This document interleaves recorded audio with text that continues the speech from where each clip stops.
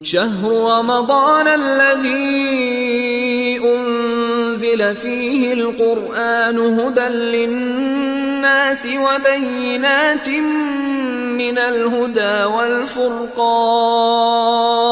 اعوذ باللہ من الشیطان اللعین الرجیم بسم اللہ الرحمن الرحیم الحمد للہ وکفا وسلام علی عبادہ الذین اصطفیٰ محمد وعطرتہ الطاہرہ اما بعد۔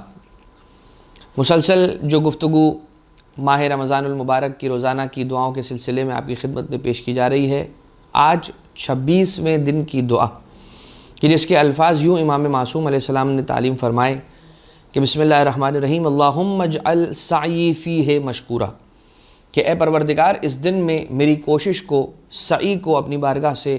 مشکور قرار دے، وَالذَّنْبِ فِيهِ مغفورا، اور میرے گناہ کو اس دن میں معاف فرما دے، وَعَمَلِي فِيهِ مقبولا، اور میرے اعمال کو اس دن کے اندر قبول فرما دے، وَعَيْبِي فِيهِ مستورا،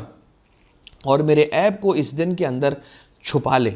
یا اسمع السامعین، اے سب سے زیادہ سننے والے،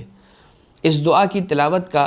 ثواب من دعا به نودی یوم القیامت لا تخف ولا تحزن فقد غفر لہ، جو اس دعا کی تلاوت کرتا ہے تو قیامت کے میدان میں یہ صدا دی جاتی ہے، اسے پکارا جاتا ہے، ندا دی جاتی ہے قیامت کے دن کہ لا تخف ولا تحزن، نہ خوف کر اور نہ کوئی حزن، نہ غمگین ہو جا،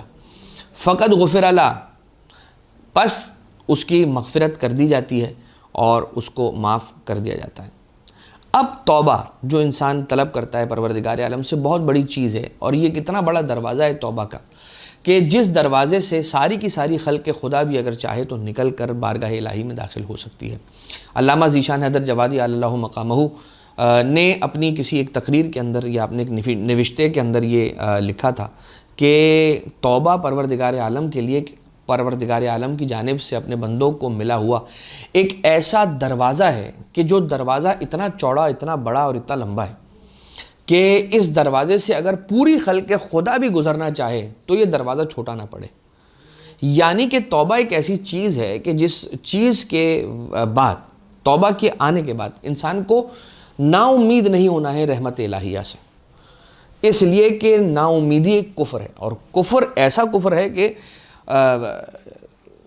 گناہ کبیرہ کی جو لسٹ ہے اور فہرست ہے، اس کے اندر شرک کے بعد جو سب سے بڑا گناہ ہے وہ یہی ہے کہ الیاس من روح اللہ، اللہ کی رحمت سے نا امید ہو جانا۔ معاویہ ابن عمار نے امام جعفر صادق علیہ السلام سے نقل کیا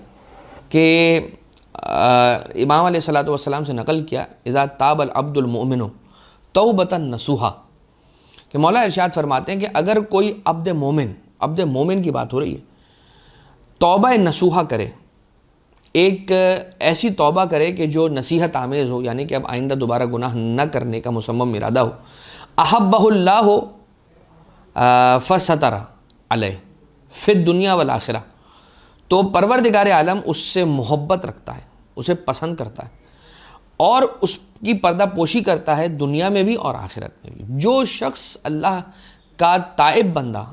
العبد التائب،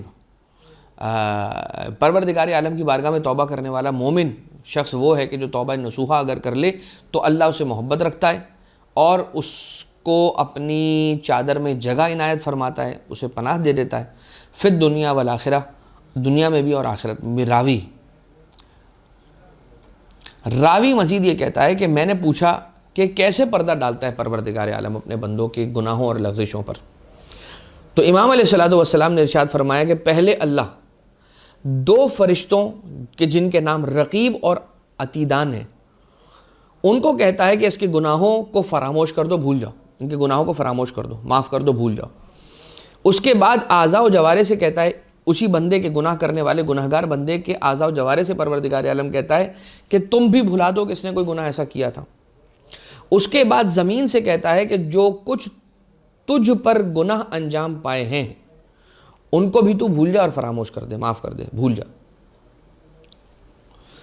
اس طرح جب وہ قیامت کے میدان میں اللہ سے ملاقات کے لیے حاضر ہوگا تو کوئی گناہ بھی اس کی گردن پر نہ ہوگا، اور معاملہ یہ ہے کہ انسان جب دیکھتا ہے کاؤنٹر کے اندر زیرو تو یہ کہتا ہے کہ بھائی اس کے تو کوئی گناہ ہی نہیں ہے، لیکن اگر کاؤنٹر میں دیکھتا ہے 1-2 گناہ ہیں تو وہ یہ سوچتا ہے کہ بھائی یہ کوئی پارسا تو ہے نہیں, یہ بھی تو گنہگار ہے. تو انسان, یہ ثواب الاعمال کی روایت ہے کہ جس کے اندر یہ کہا گیا کہ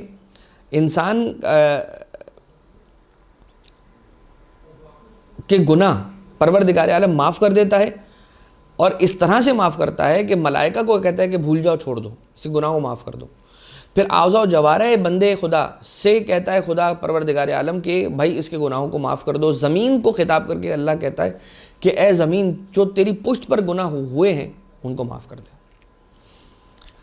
انسان کو کیا کرنا چاہیے؟ انسان کو اپنے گناہوں کو لے کر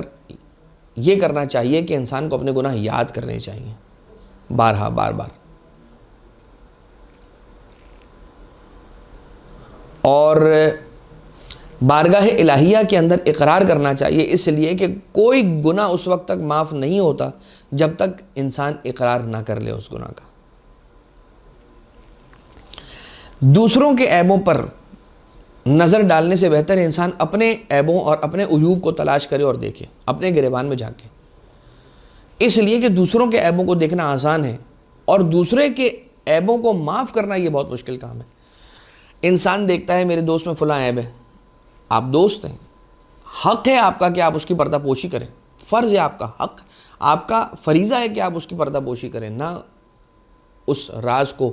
یا اس گناہ کے راز کو کسی پر افشا نہ کریں. لہٰذا اس دن کے اندر جو دعا طلب کی جا رہی ہے, کیا اللہم اجعل سعی فیہ مشکورا, پروردگار میری اس دن کے اندر کوشش کو قبول فرما. اور صرف اس دن کی کوشش نہیں ہے, اب جیسے جیسے ماہ رمضان کے اواخر آتے جا رہے ہیں ویسے ویسے انسان اس بارے میں فکر مند ہوتا نظر آ رہا ہے کہ پروردگار جو میں نے عبادتیں انجام دی ہیں اور جو میں نے روزے رکھے ہیں, پروردگار ان کا اجر مجھے احسن طریقے سے تیری بارگاہ سے عطا ہو جائے. وَذَنْبِي فِيهِ مَغْفُورًا, اور اے خدا میرے گناہوں کو معاف کر دے, اس لیے کہ جب تک میری نامہ اعمال میں گناہوں کا بوجھ ہوگا میری پرواز تیری بارگاہ میں نہیں ہو پائے گی. وَعَمَلِي فِيهِ مقبولہ, اور اے خدا میرا عمل قبول کر دے. تو عمل کے قبول ہونے کی شرط کیا ہے؟ مودت اہل بیت اطہار علیہ السلام. تو اے پروردگار میرے عمل کو قبول کر دے کہ میں تیرا ایک محب اہل بیت لڑکا ہوں, بچہ ہوں, کہ جو تیری بارگاہ میں آیا ہے اور اپنے عمل قبول کروانے کے لیے آیا ہے, اور اہل بیت اطہار علیہ السلام سے مودت و محبت بھی رکھتا ہے.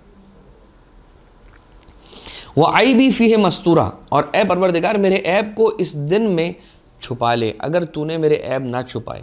اور وہ میرے ماں باپ کو پتہ چل گئے تو مجھے گھر سے نکال دیں گے, اور وہی عیب اگر میرے محلے والوں کو پتہ چل جائیں گے تو مجھے محلے اور سوسائٹی سے باہر نکال پھینکیں گے.